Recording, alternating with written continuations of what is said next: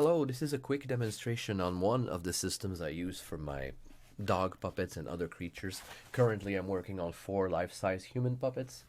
This is a firm upholstery foam. You can do the same exact thing in a much squishier foam. It's just about twice as firm as what you usually find in North America's fabric stores. So this one is called the 1555 at my supplier. And their supplier, is a chemical company. I buy it from a mattress maker here in town in Montreal that are friendly to puppet makers. So first I cut out my foam parts. They're usually flat, you know. Before I round them off, they're a block like this. They're cut on the bandsaw. My bandsaw can only cut 6 inches at a time in terms of thickness. So I order blocks of foam that are 6 inches thick or, smaller, depending on what I need to do. Then I cut, I usually draw with a marker, as you can see here, markers, Sharpies, etc. Because markers, they just boldly, write what you need on the foam. I prefer to use a lighter color like a green or a blue. My favorite is the blue. It's not always available, so I go with green or even pink sometimes. I just don't like the black. It might transfer on things. It's more messy. I prefer a more subtle marking system. So if I were to articulate this part of the leg, I would just, eyeball. Since I'm going to carve it rounder anyways, I can restore the symmetry later. So I will eyeball the center of the line on top, then I'll do it both sides, just to help me aim with the knife. Sometimes I don't even bother aiming. I mean, I don't bother drawing. I just do it by eye like this. Careful, make sure you know where your fingers are when you handle blades like this. And then with a back and forth movement, I just saw through it. Just like this. Then I can open it up. So then I use the backpack strap or nylon webbing for these kinds of joints. Let me check on your post to see what you used. It looks like it might be, but it doesn't matter. It could just be any stiff-ish, strong fabric. So you would just contact cement it inside. How I do it is I first apply the contact cement on the foam and let it dry completely. Then, or at least until it's tacky and until it's no longer tacky actually. Then I apply a second coat and let that dry until it looks a little bit shiny. If it's not shiny, your bond will not be as strong on something porous like this. So when this is happening, when you let it dry, it's a good idea to put something in between them. Sometimes my pieces are cut long enough that they will stay open anyways. Sometimes I'll put a tiny object, maybe a skewer, maybe a bottle, something to keep them apart from each other for when they're drying like this. Make sure you put at least 2 coats of contact cement on the nylon webbing, because that stuff is also absorbent. Just make sure you don't put any contact cement where it's going to flex. A little bit of a mess is fine, but if it becomes too stiff over time, then that might tear up over there. So when your pieces are ready to join, and they're very small, there's a very small window of opportunity, then you tack them together. I like to start on one side, really press it down, then I add the other side, and again, massage these really, really well, especially the edges. You don't want anything to start ripping. But if you do it in the right window of opportunity and time, then you'll get a permanent bond that's going to be super strong. I'm having issues right now with my torsos because I was running out of glue and I tried to simplify and I used fewer coats. And now I have to re-glue all my torsos. It's not super fun. So anyways, once one side is done, I like to put one side first with the strap. I measure it to see how much more strap I need on the other side. And then when this is stabilized on one side, then I'll do the other side. If I try to do everything at once, I'm going to mess up and I'm going to change the angles. I like that one side is stabilized so that when you pull on it, when you install it on the second one, you can actually pull on it really hard so that they have a nice pressure contact between each other. In this case, it provides me with a bounce back system because as you can see, the strap is inside the texture, inside the thickness of the material. There's a bit more foam in front of where the joint is. That long line on both sides is where the joint is, where the straps are. And as you can see, it penetrates pretty deep. It's not just 2 inches. It's 4 inches on both sides. For this size, it's a normal human hand, human arm. So when I flex it, the foam is forcing against me a bit and it wants to bounce back to what it was. And the other part, the reason why I made this video and I got a bit carried away, is all about this wedge here. The shape of the foam, if you plan it ahead better than I did, you just have it this way. You don't need the wedge added. It's just part of it already.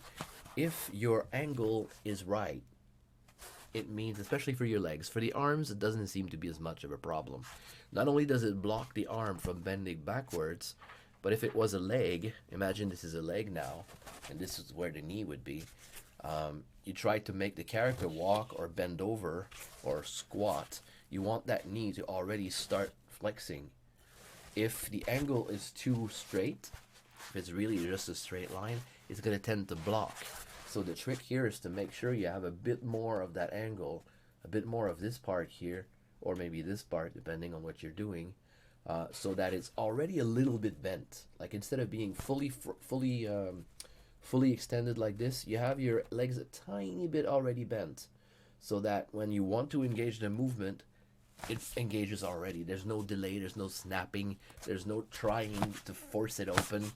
You know, there's none of that sudden movement release because you're already a little bit flexed. This is a very old trick for marionettes, you know, wooden or otherwise.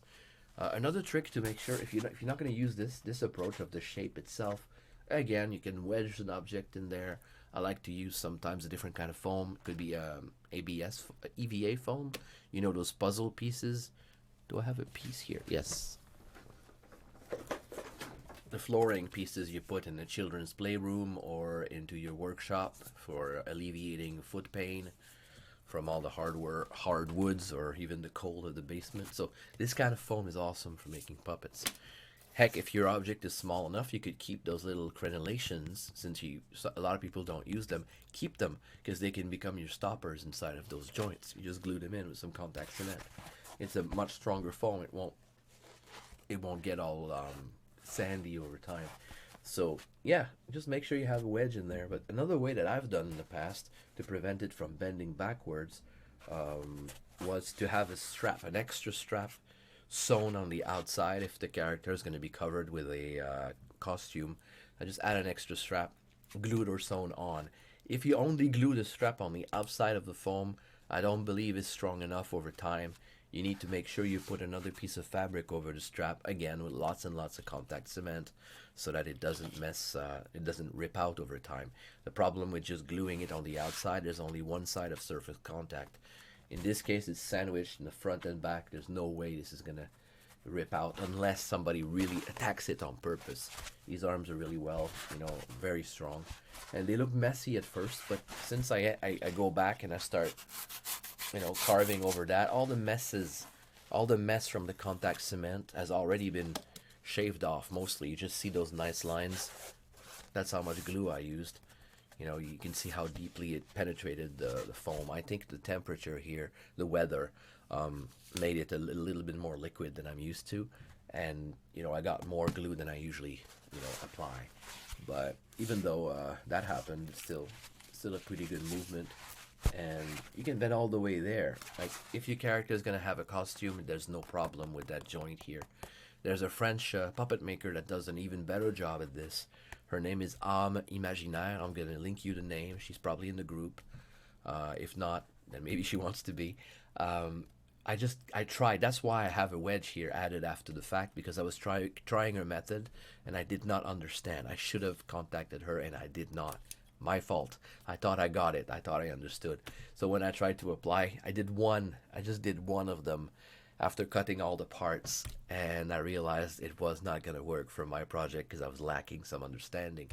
So maybe you want to contact her for some training or something, because I ran out of time on this one, so I won't be able to learn it this time around. But if I ever have a project like this again, I'm definitely going to learn. I'm going to, ask her for her time and pay for it. So this is, this was an approach I did not fully understand. That's why I reverted to my old way of just gluing a wedge there, because her way was, this piece was floating in between both limbs, and there was fabric here and fabric there, and then even some kind of flexible, probably nylon stocking over it to make a nice skin over it.